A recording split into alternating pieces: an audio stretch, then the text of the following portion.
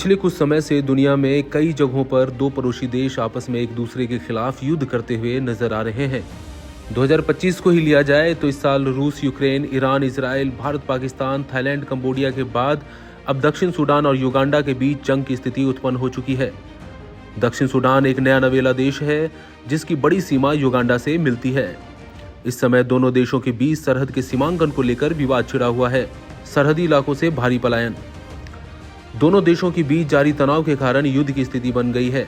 दोनों देशों की सेनाओं की ओर से एक दूसरे पर फायरिंग की जा रही है।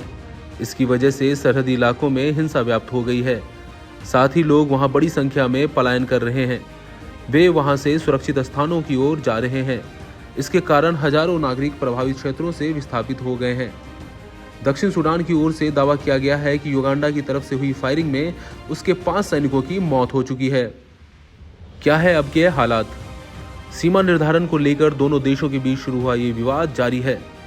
युगांडा की फौज की ओर से इस युद्ध को लेकर जानकारी दी गई है।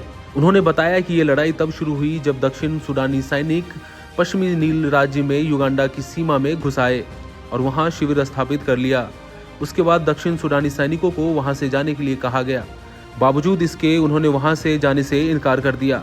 इसके परिणाम स्वरूप युगांडा को बल प्रयोग करना पड़ा। वहीं दक्षिण सूडानी सेना की ओर से कहा गया है कि युगांडा की सेनाएं टैंकों और भारी हथियारों से लैस थीं। उनके आक्रामक रवैये की वजह से हमें भी जवाबी कार्रवाई करनी पड़ी। इन दो अफ्रीकी देशों की लड़ाई से दुनिया भर के शांति पसंद लोग चिंतित हैं। वहीं कई संस्थाओं की ओर से प्रयास किए जा रहे हैं कि दोनों देशों के दरमियान फिर से शांति स्थापित की जाए।